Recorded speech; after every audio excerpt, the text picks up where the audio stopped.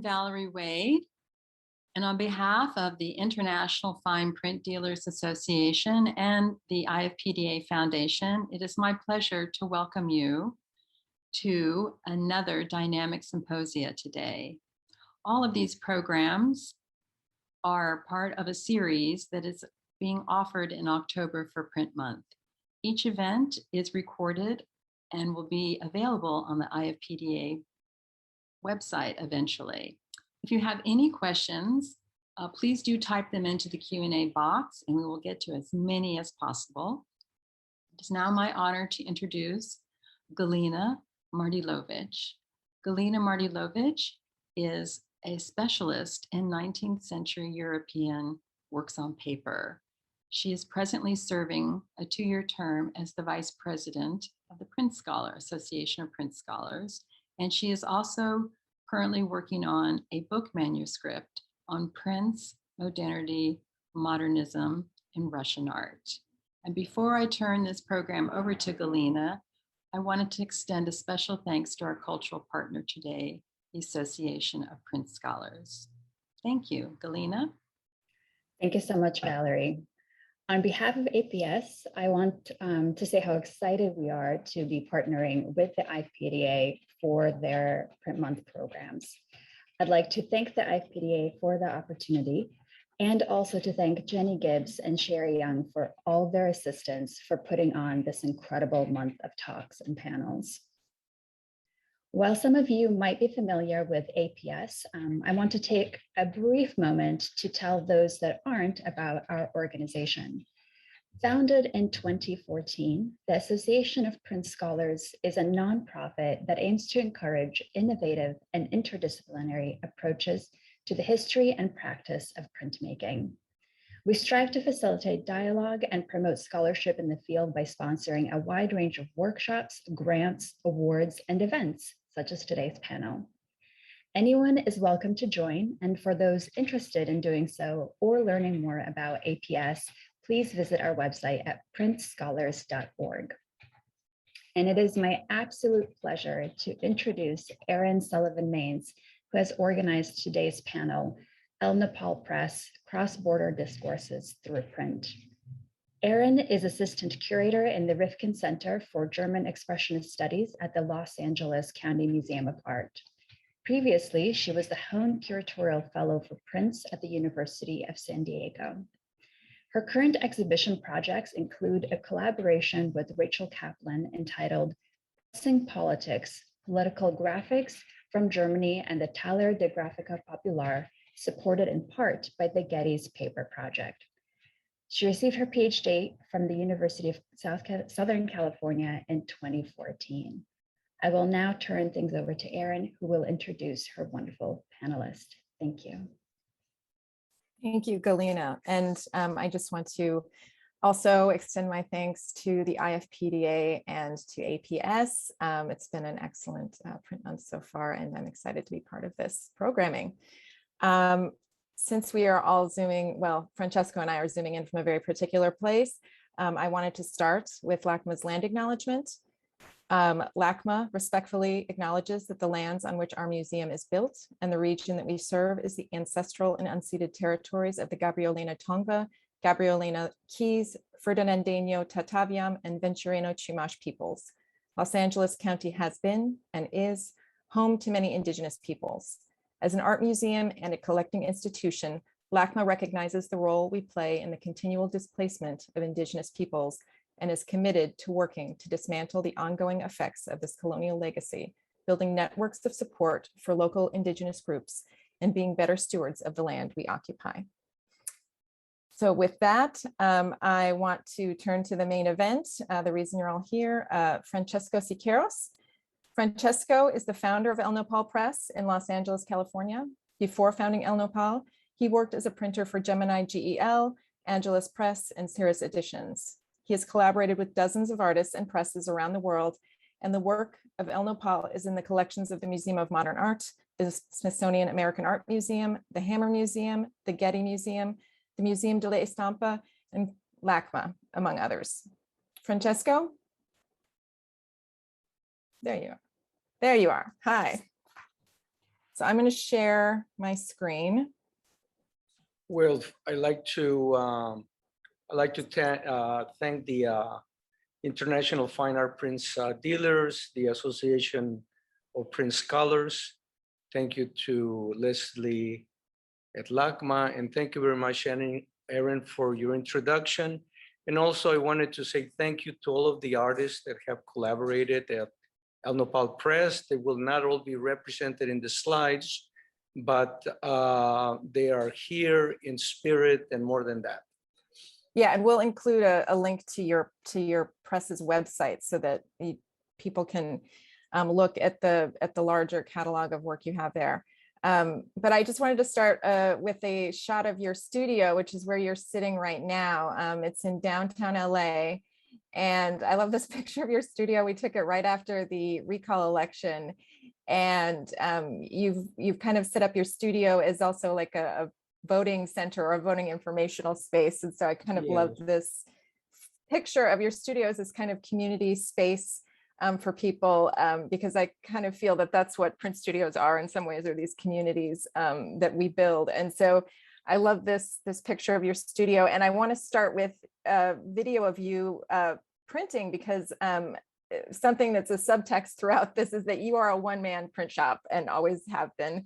And so it kind of influences the choice of your presses, the way that you work. And I think it's useful to see that. So I'm going to show a couple of short clips here. So this is you inking your Mailander press. I think I put too much ink there, but it's okay. It looks good. It looks good. It works.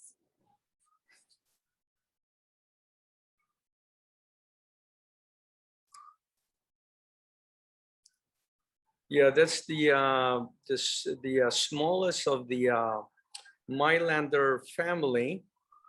It's a smaller press, and that is one of the reasons that I'm able to handle the heavy rollers and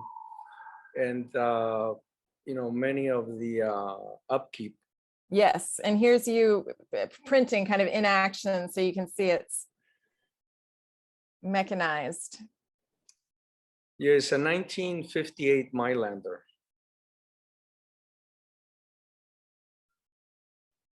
And you're printing a work by Rodrigo Valenzuela here.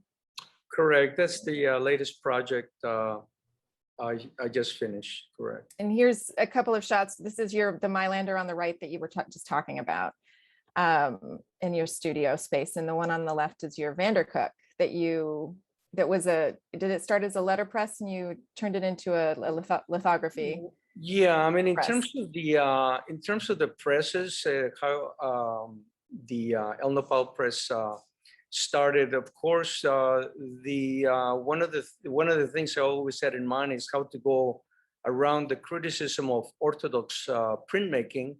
And I was offered a Reprex letterpress. This is the Vandercook, which is the second press that I got.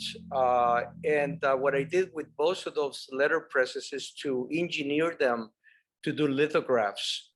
And I also realized that I had to have a mechanized press in order to be able to be successful in the production. Otherwise, I would need to have assistance, and or otherwise. My last press is the Mailander press, which is a press that I acquired I've been working on for the last 16 years, and I have it in downtown Los Angeles. And is of course is fully mechanized, and it has go ahead. And I just wanted to show some of the work you've sorry, sometimes this is so you started out though, Nopal kind of came about over time, and part of that was acquiring a press, but before you started Nopal, you were at presses in LA, and you're kind of part of this genealogy of printmaking in LA. And I wanted you to talk a little bit about your early work when you're kind of training at Gemini, working at Cirrus and Angelus Press. And these are some prints you worked on at those presses. Correct? correct? Yes. Well, I was in New York. I've been a painter in New York City, and I decided that printmaking would be a good outlet out of the 79, 83 period in New York City. I was trained by Paul Rangel, who was a Tamarin master printmaker. And he, after the training, he gave me a list of print shops and contacts. And eventually I did contact Tony Cepeda, who worked at Gemini Jail. He was instrumental in me getting a short stunt at Gemini, working for Roy Lichtenstein project. And then eventually I worked with Toby Michel at Angelus Press, printing for Alan Jones. And lastly, I landed a full-time job at Cirrus Editions. And I worked there till 1993. And these are some of the examples that some of the artists that I've worked with. Of course, Ed Boucher and John Nelson. And the very first project I worked in was Jet Garrett, this 1986 print. Yeah. And while you were at Cirrus, it's kind of when you started some of the early work that became El Nopal. So could you talk a little bit about that? This is sort of the work you date as El Nopal #1. Yes, well, working at Cirrus, we did have the availability of the shop on our time, of course, and I had been doing my own work, and this one is a book, poetry book, lithography, that I did with collaborated with Dominique Bornhauser. It's called Pierre de Nuage, the stone, a stone cloud. And this was a little bit before the idea of El Nopal Press or crystallize, but I did include it as I was going through all the production as being the first El Nopal Press project. Mm-hmm. And then there was another project basically that you worked on that kind of conceptualized or helped you conceptualize the press, and that was the Kiaya exhibition in 1990 that was in Barnsdall Park that you helped organize. Could you talk a little bit about that project and how it came about? About the Kiaya or this project? No, Kiaya, yeah. Yeah, well, in 1997, I was invited by curator Maria Guerra to go to Mexico City and spend some time there. And I did meet many artists that were in this art groups, or they had just moved on to other things, but it was Grupo Suma, Atentamente la Dirección. It was very, very dynamic, but on top of that, I became very aware of a sensibility in painting, which was called Neo-Mexicanista. And strangely enough, the aesthetics of it was very similar to sort of like classic renditions of Chicano's aesthetic. And the thing that was very interesting is that Neo-Mexicanism in its intent was actually to deconstruct the Mexican identity, because many of the national icons that were being painted were basically a critique of is the national or the government institutions or the general identity of the Mexicans being absolutely structured and with this iconography. And so there was a rejection of that in terms of the painting, and some of the very similar iconography was being painted by the first band, if you like, of the Chicano aesthetics from the late 60s, but it was actually for the opposite reason. It was to construct an identity.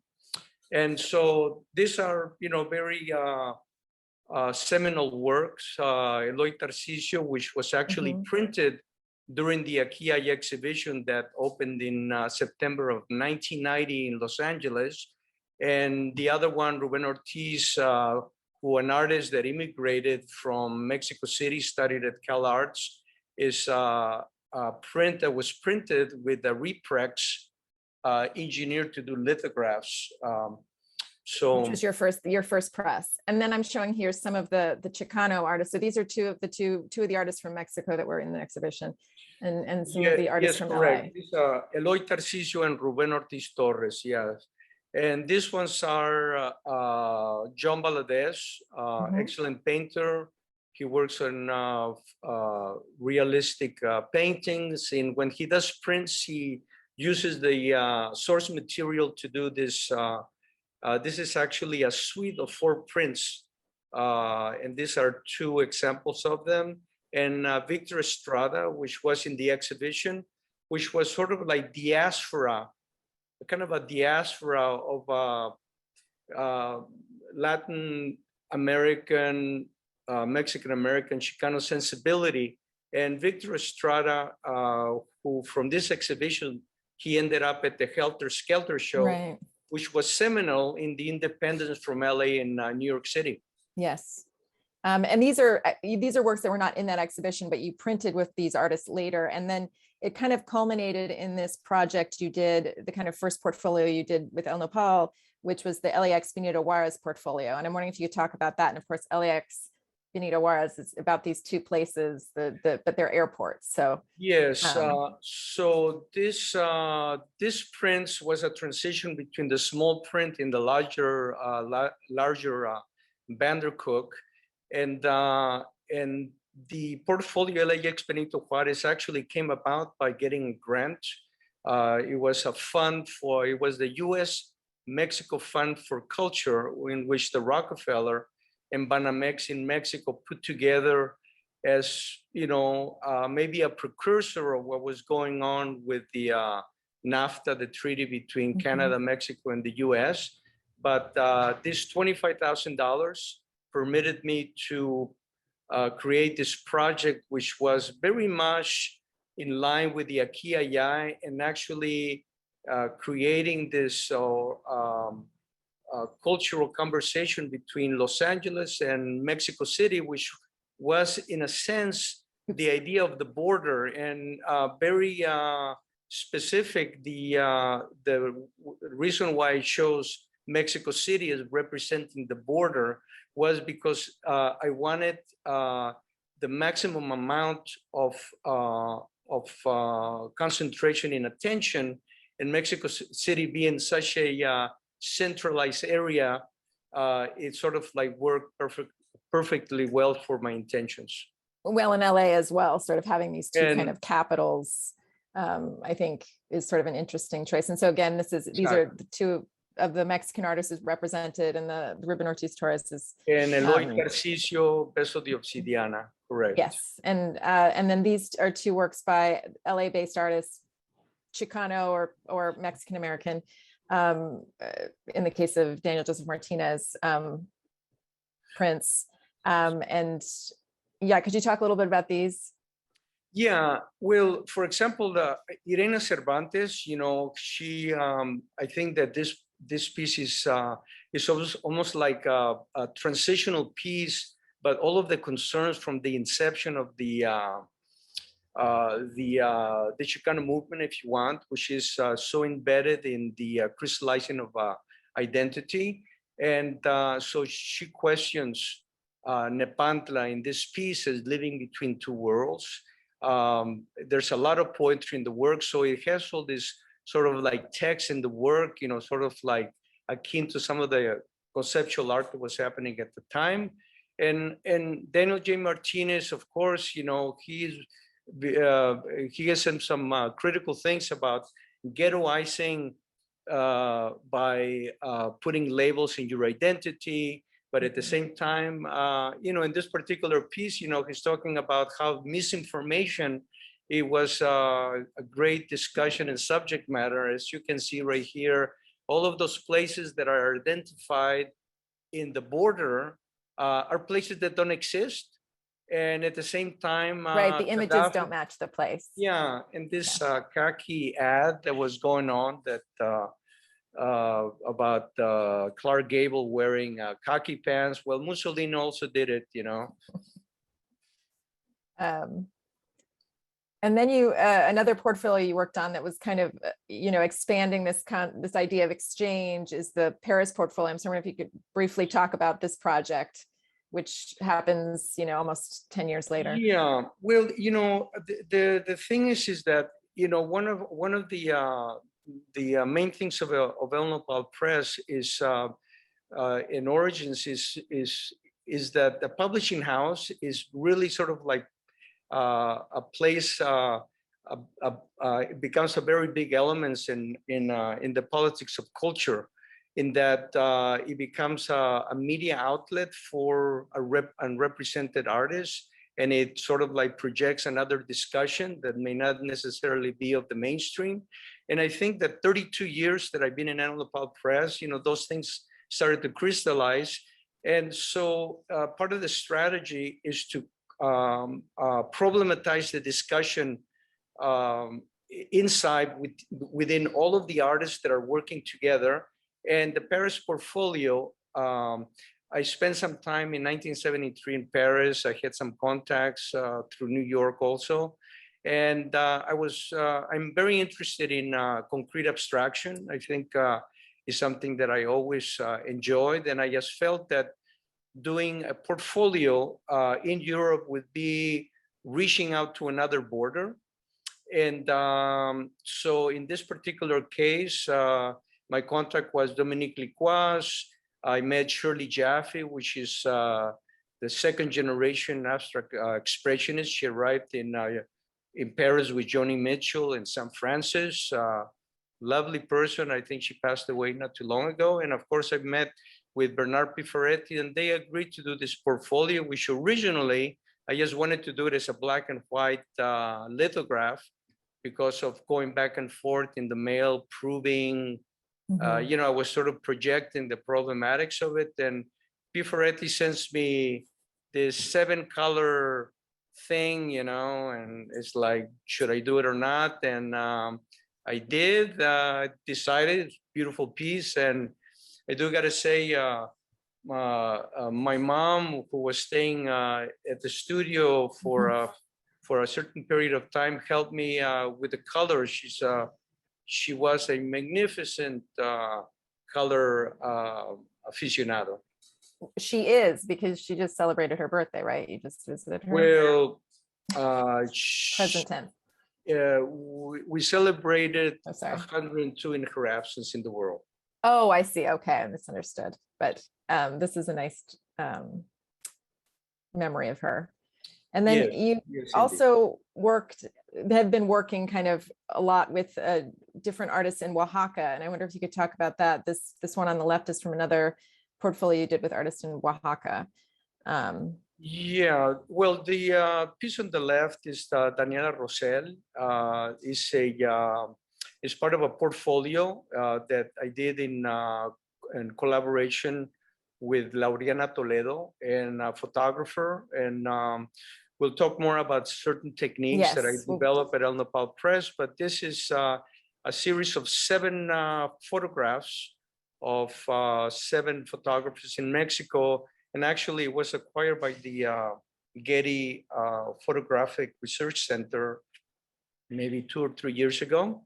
And on the right is Dr. Lacra, which many of you probably know him. He's an artist from Oaxaca, and he's been a long time collaborator. And sort of, again, is the expansive quality of different projects I've done throughout all these years. And the kind of that sort of spirit of collaboration, I think, also extends into this project. You helped start the Consejo Gráfico Nacional, and the kind of way that you use portfolios, again, is this space for exchange. And I'm wondering if you'd talk briefly about this project. I know it's come up in other discussions, but Yes, well, I've always been interested in the possibility and very direct sort of like social engagements, works that have something to do very directly with political activism. And Consejo Gráfico is a consortium of many workshops throughout the United States, including Puerto Rico, and the role of sort of like Latin American persuasion, Chicano persuasion. And I think that, we get together once a year and we propose a project. And I think I like, a very sort of like warm and human gatherings and discussions. I do got to say that my first printmaking instructor from Berkeley forms part of this consortium, which is Malaquias Montoya. And I printed many works, a couple of projects before he passed away. Not Malaquias is still well and alive. His brother, Jose Montoya, which is a quintessential Chicano artist of the 70s.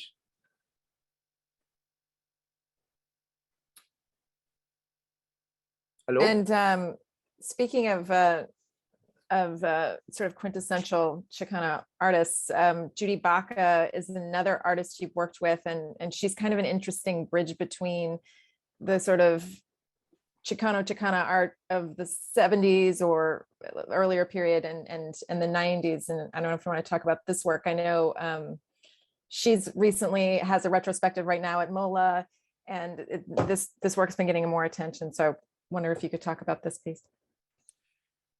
Yes, well, I guess the name of El Nopal Press from the beginning, it sort of like made its way to Judy Baca's ears, and she wanted to do this mini mural, if you like, of the actually one of the best parts of the Great Wall. And the thing that I wanted to say about this is that I thought that it was sort of a very interesting observation because this is sort of like classic Chicano art, if you like, from the beginning, which is emulating the murals from the muralists from Mexico City.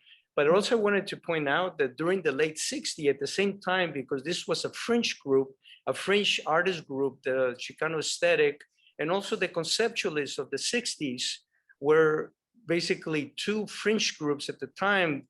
Conceptual artists were trying to somehow or another disband or be completely dislocated of the Greenberg gang, if you like.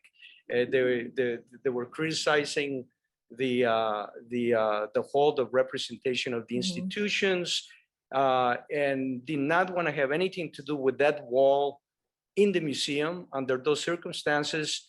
While on the other hand, the Chicano aesthetic actually wanted to be part of that wall because they wanted to be represented in this great mantle of culture of the United States, and they were being denied the wall. So one of them wanted to not be on the wall, the other wanted to be on the wall, and Judy Baca decided to put it on the wall in a public space.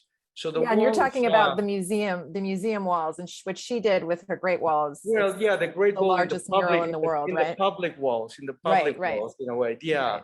But I thought that there was a very interesting departure of two different art groups, completely informed in a very different way,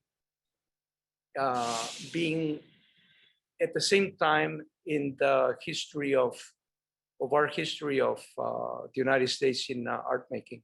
Right, and I do like this sort of translation of the mural into the print, this kind of multi-panel print, the kind of traveling mural, and the mural obviously is this kind of fixed in place thing, but the print is not, so it's sort of a nice way to transmit it. Yeah, this one I did with the small little reprints. Actually, the Judy Baca, yes, yeah, one of the early projects. And then you've worked with this artist Marianna Baute, who's also from Mexico, but is now also based in Southern California. Could you talk about this work? It's kind of a more conceptual. Yeah, well, she's an art historian artist at UC San Diego right now. This is an early work that we did. She's very much concerned with spaces in history that are not represented by the official canon. And this particular print right here is actually a silk screen and is an organogram with the names of the people that were connected to the massacre of the 2nd of October 1968, which all of you probably know, in 1968, just before the Olympics. And so many of her work deals with reviving conversation on historical events that somehow or another they've been forgotten or they've been put on the side for reasons of muting them out.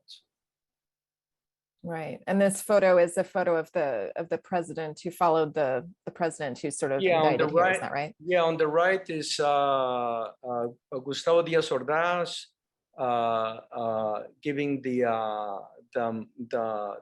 mantle to Luis Echeverría Álvarez, which would be the next president, who was, I believe, Secretary of Governance, and who many of the responsibility on this event sort of like comes down on his head. And this is the consortium of the president to the left. And some more important LA-based artists. Salman Huerta, I wanted to show this print because you also produced this in collaboration with the Prints and Drawings Council of LACMA, and I think there's still some impressions of this one available. And then Harry Gamboa, do you want to talk about these works? Yes, well, in a very direct connection, for the same reason that El Nopal Press has certain strategies concerning the politics of culture. I think these two artists, they sort of like approach it in a completely different way, but possibly to the same aims. So Salomon Huerta, he was well known for this back of the head images to basically underline the unidentity of in this case, probably the persons of color through the back of the head, and sort of like making that even more obvious. Harry Gamboa, who was one of the founders of ASCO, which actually has a lot to do with those groups in Mexico City, Grupo Suma, Atentamente la Dirección. There is sort of like a connection around the same period of time. And he works with the theater of the absurd in many of his video pieces. And this is a rendition of a photograph that sort of like has that sort of idea of the absurd. And I do gotta say that I've been collaborating with him in his projects. And in this case, this is a suite of 5 lithographs, which I believe LACMA has in their possession. I have to check that, but it's possible. Yeah. We have a number of your prints in our collection. Yeah. And speaking of sort of these kinds of networks, you worked with John Baldessari pretty early, and he's another one of these figures that's sort of, like a double network, because he printed, or he published prints with, he made prints with a lot of the different publishers, print studios and publishers in LA. And then he was also a teacher. So he taught a number of these artists as well, or had connections to them. So I'm wondering, and this work is the first work you printed with him, and specifically has a reference to the border. So I'm wondering if you could talk about this piece. Yeah. What happened is that I worked with John Baldessari quite a bit at Cirrus Editions when I departed Cirrus, and sort of like having an idea of what is it that I wanted El Nopal Press to sort of like move on in this discussion that I'm talking about in terms of strategy. And I also like John quite a bit, and and there is a video of me at Cirrus Editions, and he actually took a key into some of the things that I talked there. So he was very responsive when I asked him if he wanted to collaborate with El Nopal Press concerning the idea of the border. And his response was this piece, which is a little bit very similar to the East and West Berlin print that maybe some of you know of, two trucks, I think, facing each other or looking away from each other. I really don't know, but there are two trucks, two pickup trucks. And in this case, there are two horses facing each other. And if you look at the colors of the pochoir that I did, there is the colors of the Mexican flag. There was another print that it was a diptych, which later he decided that it would be a separate edition. It was blue parrot, hand with blue parrot, which was I think a kind of a reference to the eagle and the serpent in the Mexican flag. Yeah, and actually, this is sort of. Oh, go ahead. No, I was going to say that this print, you cannot really appreciate it here that well, but there are 3 sheets of paper.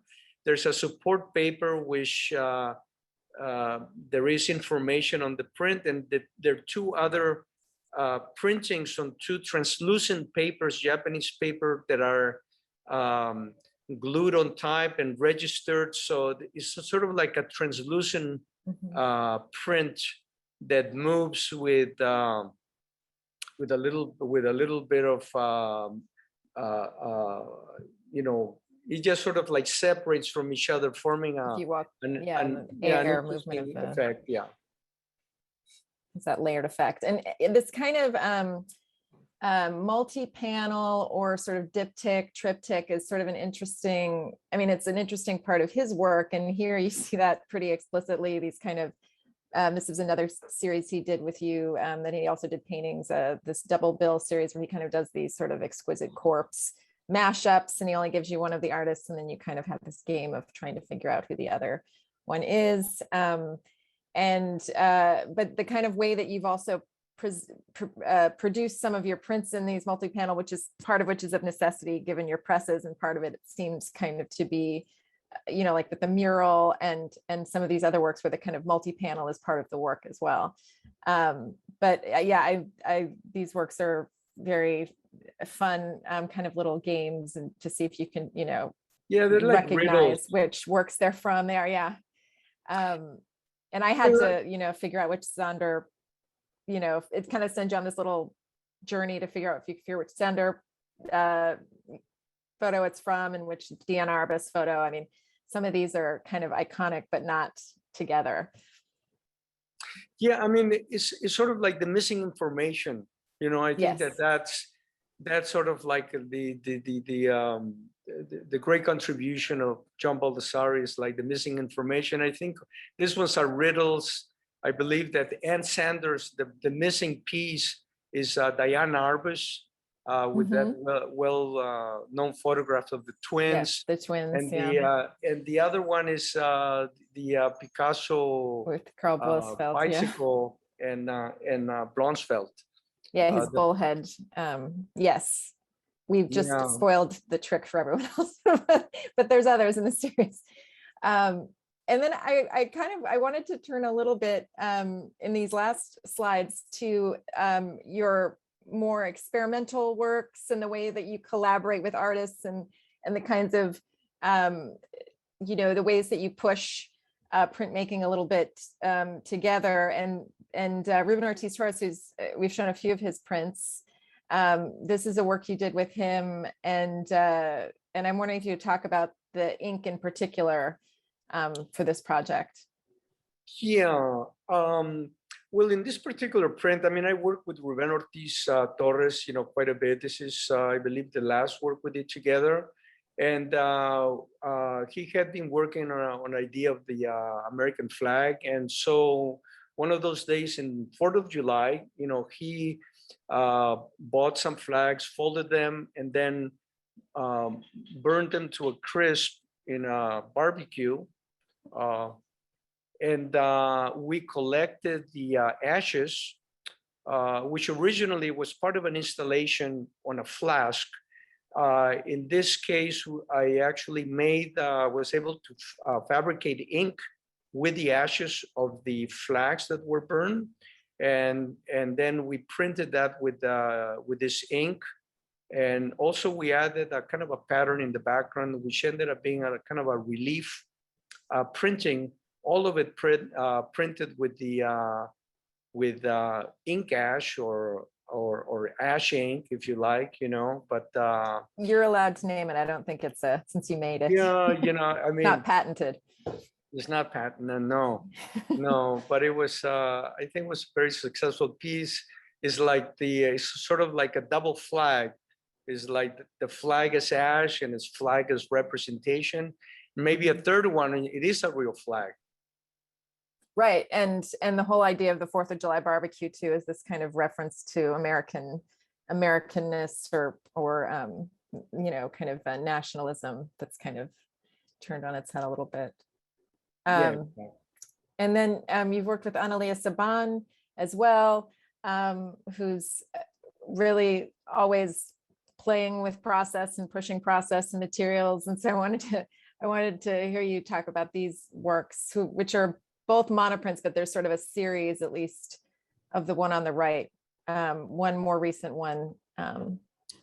Yeah, well, actually, like an interesting thing, Analia Saban had been working. I was the first one to publish her.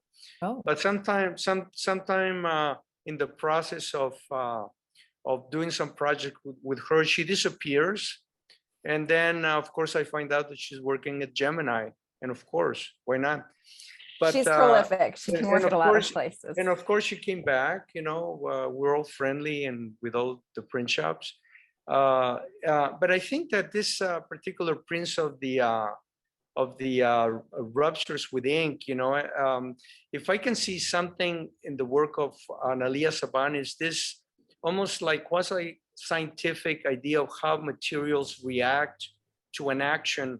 And also, I think the metaphor behind this work is magnificent, which is, I think that the ink is this sort of voice or sound in human beings that want to come out with the right word, the right idea or signifier. And unable to do that, it sort of like ruptures through the container of the abscess container of the letters. The text, in this case, the New York Times, they're basically stencils cut out by laser, and then she adds ink underneath, and then we run them through the press, and then exploding the ink, trying to sort of like fit into that letter or sign, and exploding into a more accurate way of describing what we see. But it's also these are both monoprints, right? So you kind of get it's not an edition thing. It's sort of different every time. The way that the ink ruptures is sort of a chance occurrence in a way. They're unique prints. Some of them there's only one stencil. Sometimes there are two stencils. So I mean, they could be called monoprints. But ultimately, I think they're unique prints, and that's the way I see them. And this work you did with her was editioned, but I wanted you to talk a little bit about this one, because I think when I first saw this, I just saw the kind of this image on the left, and I thought, okay, this, you can tell there's this sort of something happening in the drawer, the second drawer in the image, and then when I was in your studio, I saw the kind of full the full fold there that you could actually like pull this thing out, that it has this kind of accordion style fold. And maybe could you talk about this one? Yeah, this particular piece, I mean, it took a while to sort of like figure out especially the scoring of the folds. I had to sort of like take the print someplace else to do the scoring professionally, because otherwise it was a little bit messy. But I think that this one, I think, she studied under, John Baldessari, sort of influenced so many people. And I think in this one, the idea of the missing information is behind the drawer. For me, sort of like draws this idea that is brought about by this, I think, very successful print. It took a while, kind of a high production print that involved another print shop to do the scoring more like a commercial print shop that I had to Yeah, supervise. yeah. Yeah. Chiffonnier, yeah. Chiffonnier, yes. And then you kind of another group that you've worked with, the Winter Office, when they were in LA, right? This is sort of a project you worked on with them. Yeah, I mean, the collaboration with the Winter Office, I mean, it was a sort of a co-publishing, because I really believed in what the premise of the group, which is a group of architects, artists, and social activists. In this particular case, I believe they were staying with the 18th Street art project. I think it's called something different now.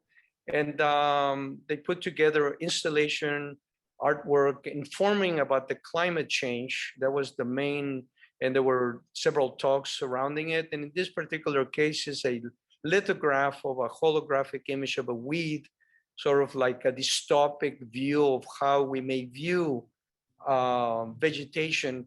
And the founder of the press is, of the Winter Group is Hugo Hoppings, and some of the other members that I work and collaborate is Grosso Rowe and Lisa Jensen, among other artists that I work with. Yeah. And then I wanted to show this print I came across again in your studio, and it kind of it has this kind of uncanny quality. It was a little startling. It's on glass, so, and it's also one of your continuous tone prints. So I was wondering if you could talk about that a little bit. Yeah, and well, good that you brought this print out. And the I developed a continuous tone of film to do lithographs, and this one you can actually see on the right hand.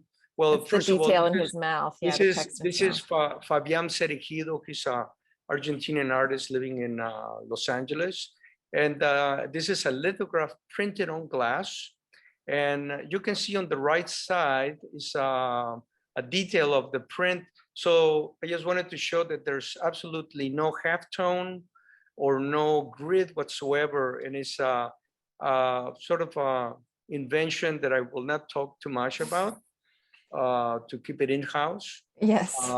But it has been very, very successful, and it's a very successful print. And this is it says there, "Hello, I just arrived." Where I came, I just arrived. I came traveling through milk. And so yeah, his face is coming out of milk, which with against your white wall has this kind of eerie quality. And then Anita Bunn, this is another continuous tone. So you've got this kind of, it shows the kind of range of effects you can get with that process, which we were talking yesterday. It sort of has the feel of a daguerreotype almost, at least in this print.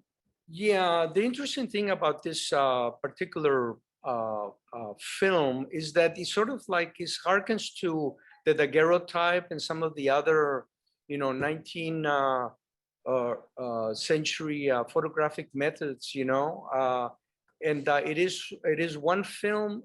And normally to do something like this, I would probably do a triatone or a duotone in lithography, but this is only one film, and it's able to capture I would say like all of the detail in the nuance of and Anita Bunn, she's also in the LACMA collection. Yes. She's been working with me quite a bit, and these are photographs, and it's called Ambient Brown, and these are photographs of trees with atmospheric lighting. And sort of to end, I wanted to mention your own work quickly, because you're also an artist, and I'm curious how your, work as a printer informs your work as an artist, and how that kind of how those two brains work together. Yeah, well, I mean, for one thing, I do many other work, but I think that this particular work, I felt fine to include it. Just as a series. I think there's 12 of them, yes? Yes, each one of them I think is an edition of 12, but the idea behind this is that I've used the press as sort of like a brush in which as I was printing this back and forth, there are three different films, three different details. I was adding solvents and dropping it in multiple times and creating a very interesting texture. But I think that the interesting part of it for me is that the moving back and forth is the summoning of somehow the presence of these comedians, which I have seen as being healers, and that they respond to the idea of the shadow, that which we deny that we are. Comedians through comedy elicit a subject matter that we normally don't want to talk about because it embarrasses us or otherwise is taboo. And I think that the comedian in this particular series that I did is sort of like summoning these characters to come and complete modernism as we know it by bringing out the shadow and responding and accepting that shadow that we all have. Well, thank you for that, Francesco. I want to leave a little time for questions. This is just a portrait of you, a likeness of you. I think that is very accurate because I've seen you in that getup. You really look like that. Wow. you're printing by Ruben Ortiz Torres. So I think if there's any questions from the audience, it looks like there's at least one. There's a question about the Great Wall, Judy Baca's Great Wall, where it is. It's in LA. It's in this wash. I believe it's in Oxnard. In Oxnard. Is it in Oxnard? I'm going to be embarrassed. No. It's in Oxnard Street in North Hollywood. I'm sorry. Yeah, I was going to say it's north. It's in North Hollywood, north, but it's not. Yeah, I'm sorry. No. Yeah, but it's the goal is eventually to have it be a mile. I think it's sort of like 2,750. It's sort of like almost halfway there. And there's in the retrospective, they have different ways of kind of representing the wall too. So I think the Lucas Museum just granted them. Yes. I think they bought the archives or they granted them a great amount. Exactly. So I think it's going to be getting a lot more attention and hopefully it'll expand. And it was also, I like it also because it was a communal work. So it was a nice comparison to yours. She worked with a lot of resident youth who were in the community there, and they're part of the work too. Shelley Longdale asked if we could talk more about how artists come to work with you and how you approach artists. So I think that's a really important question. How do you decide who you want to work with? How do you end up making these connections? Well, number one, all of the artists are ongoing artists with a definite foundation in their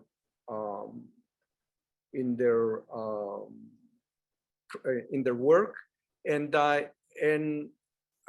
meet most of the artists I meet. It's a little bit sort of like a guild in a way, and these are artists that I'm sort of like meeting as I go along. You know, all of the artists that I have printed, we engage in many conversations, and so it's in a way it's sort of like a family. This may not necessarily respond to your question entirely, but I think that all of the artists are in the community in which I move around, and of course I get contract work, and then they also get absorbed in the conversation, and they become part of the fold of El Nopal Press. I've been very lucky that all of the artists that I work with, they add to this conversation which is ongoing. And I think also LA too does a lot of the work, because you've been fortunate to be in, you've been able to connect with the artists from Mexico, but also there's a lot of artists who come to LA. And so you've also been able to expand. You've worked with a lot of artists who teach here and are kind of international, but come to LA for one reason or another. So it's sort of, the world kind of comes to you sometimes when you're here. Yeah, like the winter office, there would be an example, the connection there. And we have one more question from Tatiana Reynosa. She asks, she says, sometimes Latinx printmaking is seen as derivative in relation to the longer tradition of printmaking in Mexico, Puerto Rico, Cuba, etc. Do you feel that has changed? And can you comment on the hemispheric connections in your roster of artists? So the first part of the question is about, do you think that Latinx printmaking is still seen as derivative of printmaking from Mexico, Puerto Rico, Cuba, that part of the... Well, I mean, in the first place, I think, I mean, Latinx is such a broad, it just covers, and I couldn't really, you know, be an authority in saying whether I mean, I do know that I think that the approach of each print shop sort of like defines that that response. I'm sorry, I couldn't really. For example, I mean, the group of Consejo Gráfico, they do very different work than I'm doing here, and it's a consortium of. I think there are like 12 print shops that extend. Some of them they're in, as I said, in Puerto Rico, New York, Chicago, Texas, and all of them have a definitely different view. And we come together, and there is a commonality, which is some sort of like political social activism in terms of addressing issues, and the work that comes out of there to some extent.